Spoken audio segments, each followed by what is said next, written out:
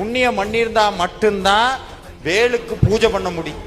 வேலுக்கு பூஜை பண்ணினா தொட்டே பார்க்க முடியாது, அது சாதாரணம் கிடையாது. சாமி சொல்றார், சுடற்பரிது ஒளிப்ப நிலவு ஒழுக்கமதி ஒளிப்பாலை அடக்குதலல் ஒளிப்ப ஒளிர் ஒளிர்பிறவை வீசும். பிரகாசமான சூரியனை காட்டிலும் பிரகாசமான சந்திரனை காட்டிலும் கோடி மடங்கு பிரகாசமானது முருகப்பெருமானுடைய வேல்.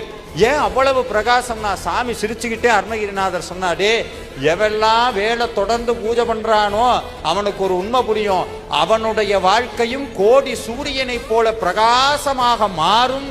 அப்படி ஏதாவது மீறி எனக்கு கஷ்டம் வந்தா என்ன பண்றது? கலங்காத, கஷ்டத்தை பார்த்து கலங்காத. பெரிய துன்பம் வந்து நிக்குதா, துன்பம் ஒவ்வொரு தடவையும் முருகன்ட்ட போய், முருகா எனக்கு பெரிய கஷ்டம், முருகா எனக்கு பெரிய கஷ்டம் சொல்லாதீங்க.